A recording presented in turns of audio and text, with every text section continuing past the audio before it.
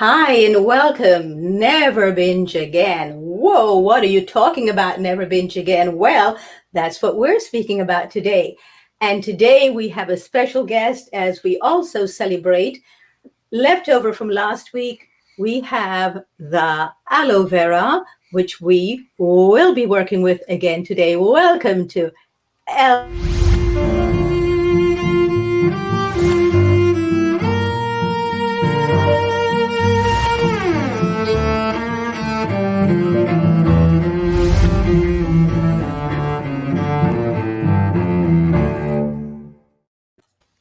Hi, everyone. Welcome back. So happy to see you here.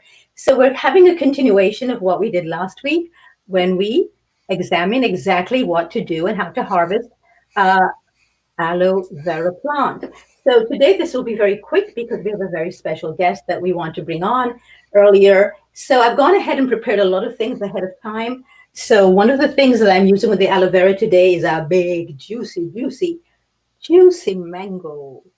And we're also going to be highlighting oranges. We're going to be using oranges. I actually made the orange juice ahead of time. So we have like a bottle and three-quarters of orange juice made ahead of time with fennel.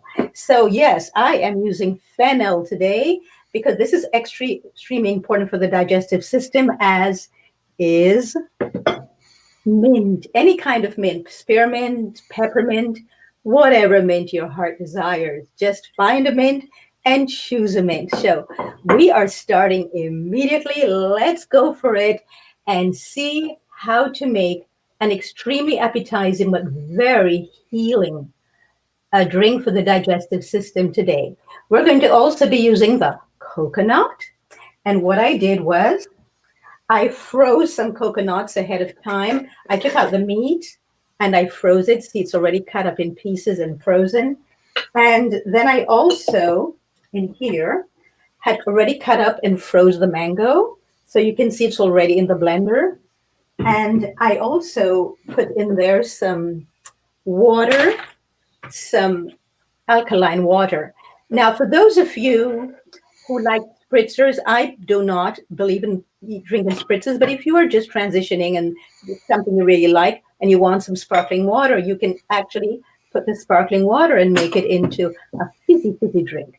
But this one here, we have the mango, some alkaline water, and here we left it. Remember last week we had cut up the aloe, the gel. So I froze it. Can you see that? That it was frozen from last week, and I took it out this morning out of the freezer. So now we have this fresh aloe that we're putting in here. And aloe heals most of the disturbances of the body, which we cause when we overeat and we binge. So I am putting a lot of it in there today to make sure that we have healing, but this is not too much. Be very careful. Remember, just because something is healing, that doesn't mean you overdo it. You put just enough. Stay simple, stay small. And here we have the cut up frozen coconut, which I'm also putting in to the blender as well. And we have the fennel, which I'm going to cut up right now and put in there. Notice I'm only putting a small amount on purpose. We don't want to overdo anything. The smaller, the better. The simpler, the better. Healing comes from within. Do not focus on the food to heal you. Focus on you healing yourself. As I've said before many times, this show is not just another recipe show. We have more than enough recipe shows. We don't need another one. This is about changing our relationship with food. So the simpler, the better. And here is that mint leaf. Now, because I am actually going to be using the blender rather than the juicer, I'm just going to put the mint leaves in there. Had I been using a juicer, I would have kept the stalks on and juiced the whole thing. But because I am actually doing and using the blender today, I am going to just put the leaves in there. So here we have it, the mint leaf, help with digestion. We have the fennel, and we could put the rest of the fennel in there. Actually, I'm going to put the rest of the fennel in there. We have the mango. And now, last but not least, I pre-juiced the orange oranges so that we would have a lot more time for our special guest today. I'm going to use this one because that one is actually too thick.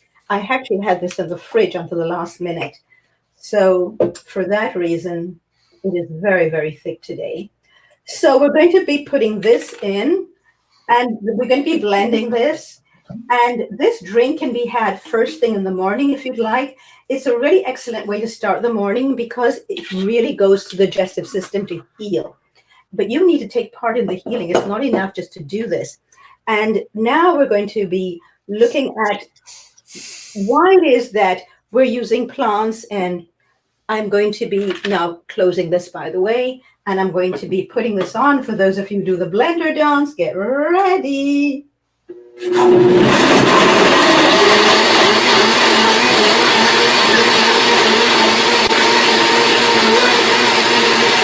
There we go. Very digestive, juices up. Excellent for the digestive system. And also incredibly delicious. And the scents, I wish you were here to smell what I'm smelling. So here we have the fennel, and we have already the peppermint that I've put into the glass. And we're just going to pour this in now. And this is how now you never fill up the glass. Just take what the body needs. Do not overdo. So here we have it. Here's your drink for today to start the morning off. And this is a salute to your digestive system to say, hello, system. Sorry that I have abused you or neglected you. Here I am back, fully aware, fully conscious, and fully ready to take charge of my life and give you and restore the healing that you need and give myself everything that I need in this life to be the vibrant, healthy person that I am. And in order to do that, let's go and see what Dr. Glenn Livingston is up to today. Hello and welcome, Glenn. How are you? I wish I had one of those drinks right here. It looks delicious. Thank you. So nice to have you with us. Thank you. Did you want me to talk a little bit about binge eating? Did you want me to answer a particular question? How would you like to start? Go right ahead and just tell your story. How you came to this, and we want to hear your story. Okay. Well, what I do is I help people who feel like they're eating beyond their own best judgment to not do that anymore. I help people figure out how they can draw very clear lines between healthy and unhealthy behavior, and then disempower that voice inside that says, no, you can't. Gee, you worked out hard enough. It's not going to make a difference. You could just start tomorrow. You can't start tomorrow. The only time you can eat healthy is now. My personal story, I'm about 208 pounds today, but I was not always like that. I used to be about 280.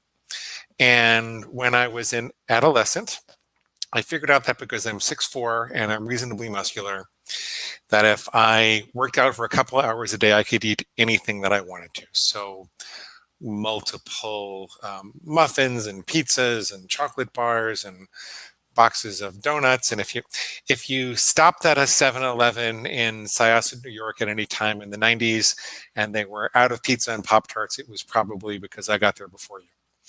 So I didn't really have a problem with it. I was feeling healthy and strong. I mean, I was sleeping a lot and I was spending an awful lot of time eating and working out and frankly going to the bathroom too. But it wasn't really a problem in my life until I got older. And when I was 22 or 23, I was married, and suddenly I was going to graduate school in the Bronx. I lived on Long Island, and there was about a 2-hour drive in traffic in each direction. And I had to see patients, and I was running a business, and I barely had 2 minutes to work out, much less 2 hours a day. It was not a balanced life at all. But I was young and stupid, so I allowed that to occur. And the problem was that even though I wasn't working out, I found the food had taken on a life of its own, and I couldn't stop thinking about it. I could be working with a suicidal patient and thinking, when can I get the next pizza? Or sitting with a couple right after they discovered an affair in the marriage, and I'm thinking, when can I get to the deli and dislodge my jaw and empty the contents of the tray into my mouth. And that bothered me a lot, even more than the weight that I was gaining, because I'm a psychologist first and foremost in my life. I was raised in a family of psychologists. If there's 17 psychologists in the family, psychologists and psychotherapists. And if something breaks in the house, everybody knows how to ask it how it feels, but nobody knows how to fix it. And I just wanted to be a good psychologist. I wanted to make people happy when they were sad. I wanted to do good things in the world. And I originally set out to mostly be a country doctor. But it was really interfering. My obsession with food was interfering. And I decided that, I must have a hole in my heart. And if I could figure out how to fill the hole in my heart, then I could stop trying to fill the hole in my stomach. That's what I figured was going on. And I went to the best psychologist and psychiatrist, and I took medication, and I went to Overeaters Anonymous, and I had spiritual pursuits and reading and writing and journaling and everything you could imagine to try to fill that hole in my heart. And it was a very, very soulful journey. I learned a lot about myself. I learned a lot about spirituality. I learned a lot about other people. I learned how to communicate. But I would lose weight and then I'd gain it back. And I lose weight and then I gain it back. And I lose weight and then I gain it back. And it just wasn't working. This love yourself thin, nurture your inner wounded child paradigm was not working for me. And there were then 3 things that occurred over the course of about 10 years that convinced me to flip the paradigm. And I'll tell you right now that the solution I found had more to do with being an alpha wolf than loving yourself back to health. It had more to do with like if there was a challenger for leadership in the pack, and you could think of those thoughts that convince you to break your plans as challengers for leadership. I realized I had to snarl and growl and kind of put that thought back in its place. Like in a wolf pack, if there is a challenger for leadership, the alpha wolf doesn't say, "Oh my goodness, someone needs a hug." It says, "Get back in the line or I'll kill you," right? Growls and it snarls and it asserts his dominance. And there were 3 things that convinced me that would need to be the case. First of all, I'm not just a clinical psychologist. I also went to a scientist practitioner program, and I learned how to do these research protocols, and I sold them to large companies. And I'm kind of embarrassed that I worked with these companies originally, but I work with Fortune 500 companies in the food industry, and I was helping them sell more sugar and starch and excitotoxins to the public. And I wish I didn't, but I did. And what I began to see there, though, was that there were literally billions of dollars going into engineering these hyper-palatable concentrations of starch and sugar and fat and oil and excitotoxins. And the purpose of it was to hit the bliss point in the reptilian brain without giving us enough nutrition to feel satisfied. And when you do that, you're actually kind of stealing the survival drive from the reptilian brain. The reptilian brain is the oldest, most originally evolved part of the brain. It's the seat of the feast and famine response. Interestingly, the reptilian brain does not know love. The reptilian brain, when it sees something in the environment, says, "Do I eat it? Do I mate with it? Or do I kill it?" Eat, mate, or kill. It's like a bad college drinking game. Love is, so you think of this fist as your reptilian brain, the brainstem. Love is above that. Like, love starts where the mammalian brain begins and says, "Wait a minute, before you eat, mate, or kill that thing, what impact will that have on my tribe and my family and my loved ones?" And then the neocortex, especially the frontal lobe, says, "Before you eat, mate, or kill that thing, what impact will that have on your longer term goals, like weight loss and health and fitness, but also on the kind of person you want to be in society, the contribution you want to make, your spirituality." All that stuff is up here. Down here, where the feast and famine response says, "Just hand over the chocolate before someone gets hurt," that's the reptilian brain, and there's no love there. So here I am for 30 years trying to get better by loving myself more, but the response in the brain that drives food addiction is something that knows no love. Then I looked at what was happening in the advertising industry, and they're sending 5,000 to 7,000 messages a year at us over the internet and the airwaves, and maybe a half dozen of them are about eating more fruit and vegetables. And I said, wait a minute, that's another force that has nothing to do with the fact that I was in a bad marriage, or that my mama didn't love me enough, or that she fed me chocolate Bosco syrup from a refrigerator on the floor instead of, cuddling and playing and feeding me healthy food. It's nothing to do with it. It's a very automatic and primitive, strong survival response. And it's capable of being hijacked. One of the most blatant examples in terms of the animal literature, and these were not ethical vegan studies, by the way. At this point in my life, I am an ethical vegan. But when I was reading about this and learning about this, I didn't know about that. And they used to put electrodes in the pleasure centers of the mammals' brains, starting with rats and then progressing to higher mammals. And they would wire those electrodes to a lever that the animal could press. And what would happen when they did that, and they made that lever freely available, was that mammals would press that lever thousands of times per day to the exclusion of their survival needs. A starving rat would ignore its food. A nursing mother rat would ignore her pups. Male rats would climb over painful electrical grids to get to push the lever thousands of times per day. Their survival drives was hijacked. They were no longer paying attention to the things that nature intended that survival drive to make them pay attention to.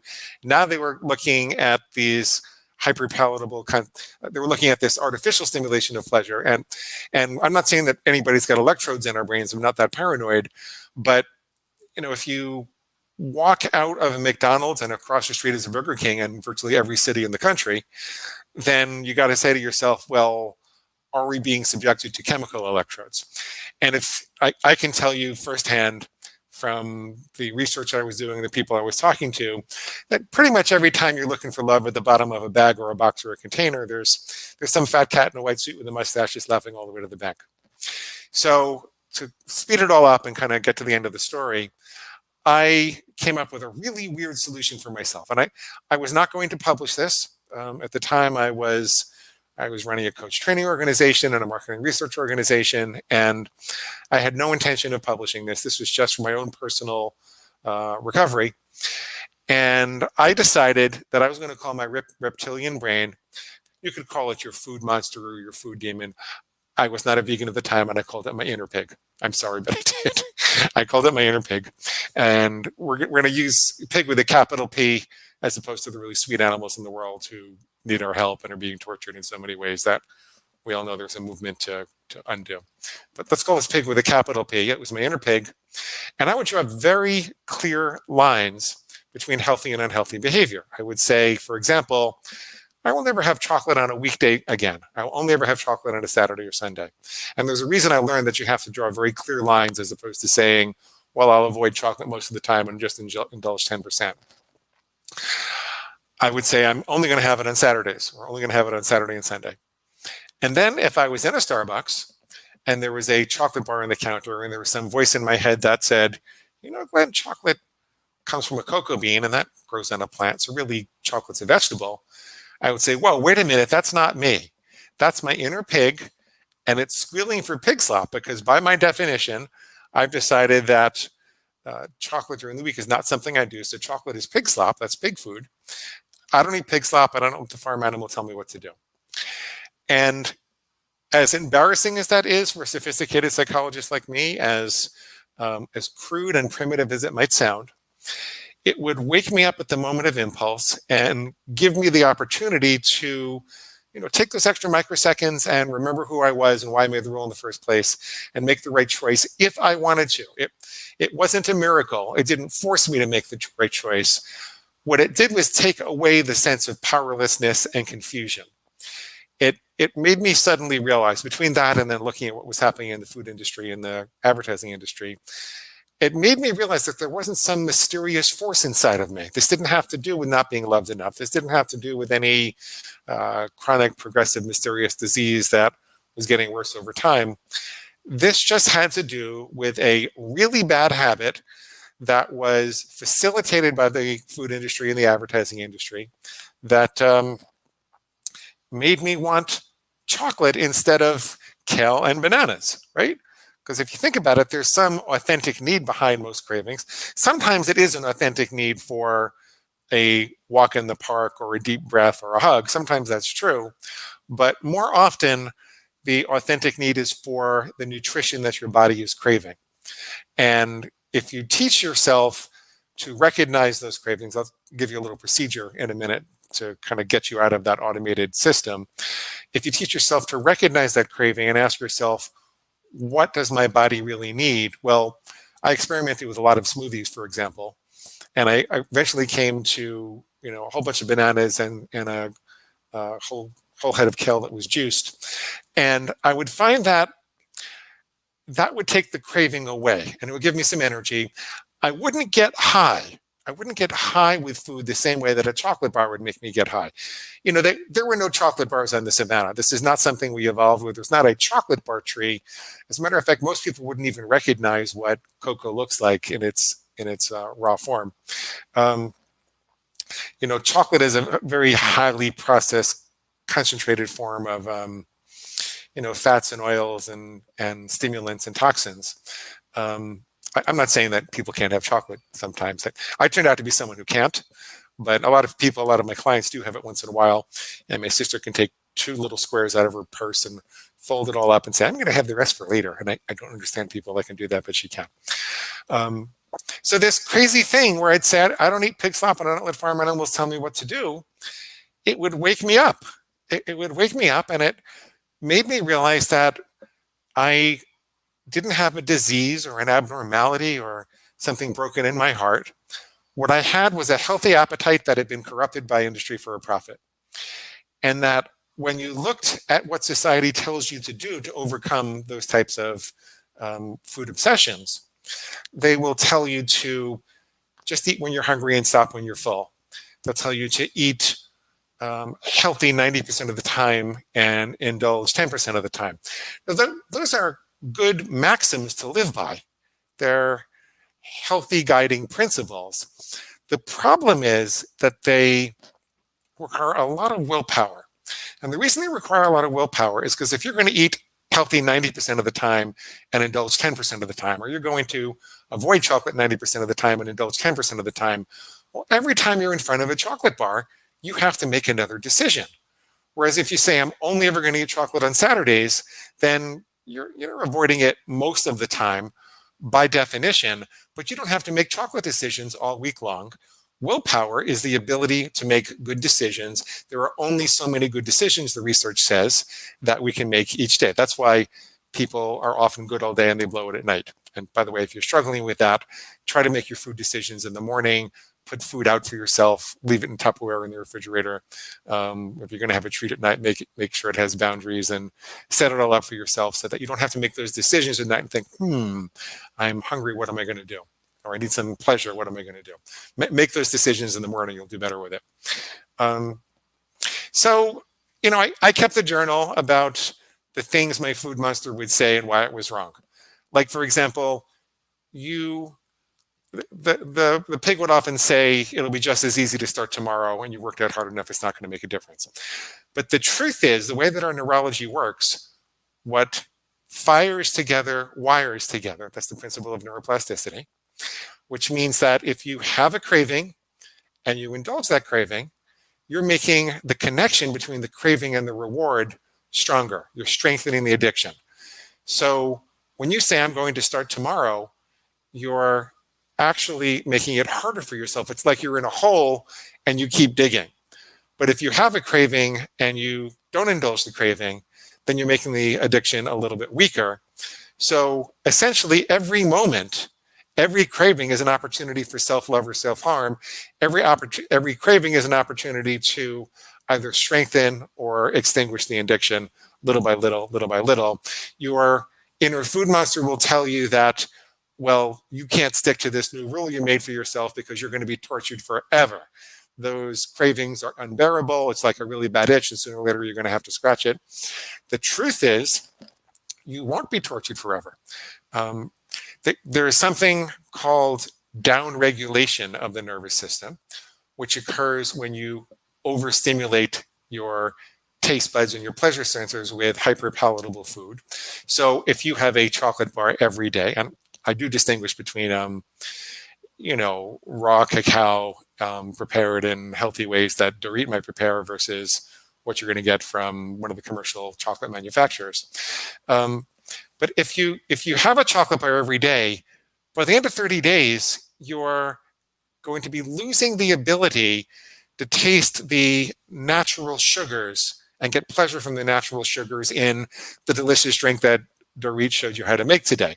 That won't taste nearly as good to you if you have a chocolate bar every day as if you had it once a week or not at all. It's kind of like when I was in graduate school and I slept underneath the subway. I had no idea how I'd ever get to sleep for the first week, but a month later I didn't even hear it.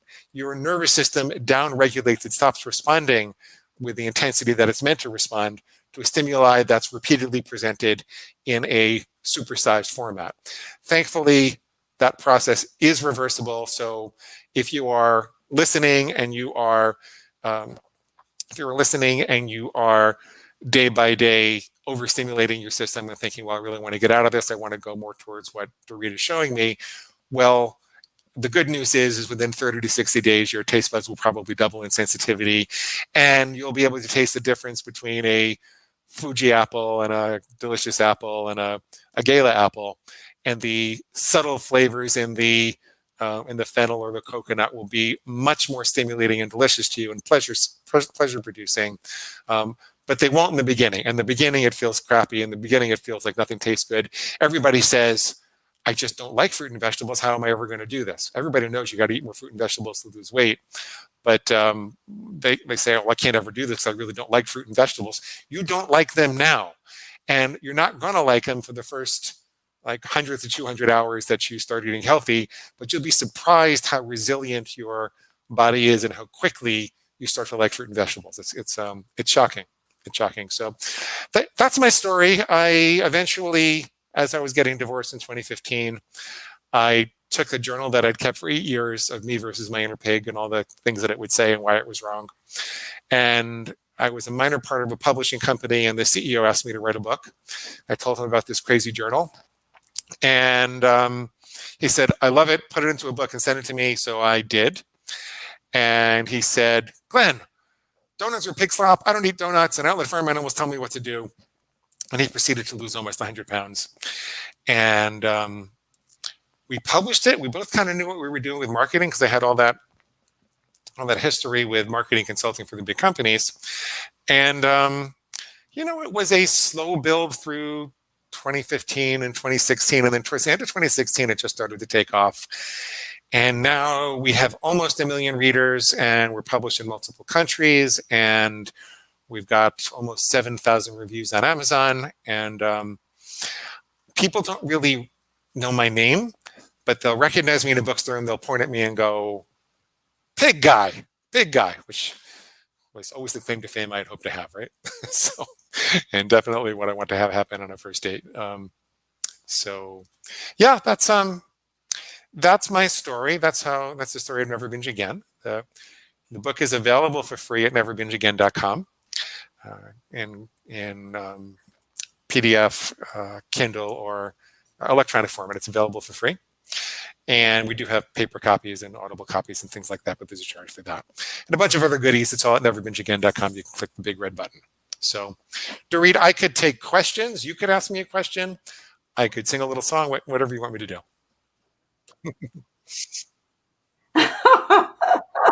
That's very funny. Actually, we only have a minute left. I'd love to have you back on, Glenn, in January or in December. December, we are focusing on addictions because there's so much of you that we need to really hear and listen to.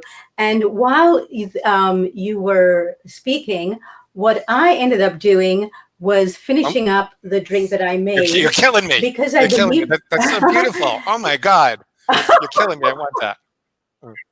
So these are edible flowers.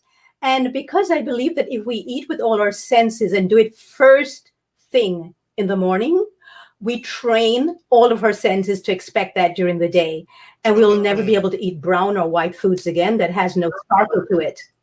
So this is something that I'm asking all of you who are listening today to try doing, to really come back to the fact that you are a force of nature. Every single human being is. So I am inviting you all to use this program. We have a lovely, lovely gift for you today from Glenn. And if you look into the comments section, you will see that you can actually download a copy of Glenn's book. And we're so happy for Glenn's generosity because he is just a force of nature too. And so are you. And because you're a force of nature, I'm asking you to please act like it, dance like it, eat like it, and speak like it, because the language you use around food determines what you do every single day. Gianni, could you please let us know what are the comments from the audience? Any specific question? We only have 1 minute. Yeah, thanks, Doreet, and thank you, Glenn, for this wonderful presentation. I resonated with it because I personally have struggled with eating disorders, and it's something I continue to interface with. But yeah, we have Tom Venzel. He says, "Hi, Doreet. Nice to see you." Hi, Tom. Elizabeth Cronin says, "Powerful presentation. Thank you to both Dr. Livingston and Doreet." And Vanessa Marceau says, "Please sing a song." Never binge again, never binge again. Listen to Glenn and never binge again. Yay! There you go. That's our new theme song. That's our new theme song, Glenn. Okay. And Elizabeth Cronin says, "That is beautiful, Doreet." Tom also says, "Ask how the hypothalamus plays a role in shutting off our food cravings." So I'm not a medical doctor. I know enough to be dangerous, but my understanding, I think it's the ventromedial hypothalamus that is supposed to sense 3 different things: your level of blood glucose, the temperature of your body, and then there is a sense of distension of your stomach, and if I'm not mistaken, also the small intestine. So I believe that, I think it's the ventromedial hypothalamus that does that. And they know that from actually lesioning some poor animals who then couldn't stop eating. But people think, well, there must be something malfunctioning about their ventromedial hypothalamus, assuming that I'm right about the structure. It's very rare that there's something wrong in people with that. And it's very rare that there's been a brain injury that prevents that. What really makes it difficult to stop eating is that the chemicals and concentrations of starch and sugar and fat and oil and excitotoxins are extremely overstimulating, but they're not giving you the chemicals and the elements that you need to feel satisfied. And so your body is still hungry. It's extremely exciting, extremely pleasurable, but there's not the satisfaction. And they look for what they call a bliss point, and they study that extensively to hit just the right point, so that I bet you can't have just one. They're actually trying to make that happen. So that's what happened. You can opt out of it, or if you have very clear boundaries and enough willpower, you can have just one if you really want to, or just 10, whatever you decide is healthy. Wonderful. Cool. Thank you so very much, Glenn. To you, Glenn. Here's to you. Yeah.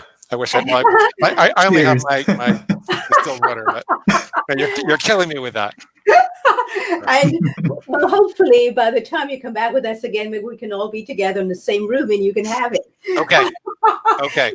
In the meantime, everyone, thank you for being here today. Next week, we actually are going back to moringa, only this time to the moringa oil, and we're going to be looking at all the ways in which raw moringa can be helpful as we look forward with this show and all our amazing guests here to heal ourselves. Stephanie will be our guest as a comeback next week. And thank you all so much for tuning in today. Glenn, here's to you and to the amazing work you did. And thank you for allowing us to download this book. If you all look in the comments, you'll be able to get a copy thanks to Glenn's generosity of this book. So please help me to thank him by really using the information you got today to make the changes that you know are possible.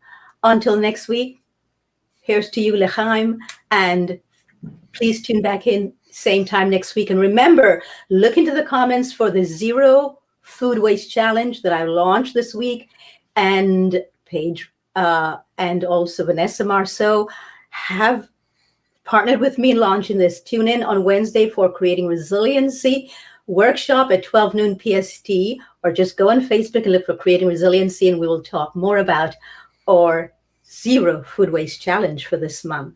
To everyone, and especially to Glenn Livingston, thank you, Gianni, and thank you to the audience. Bye. Thank you, guys. Looks delicious. Thank you. Thank you.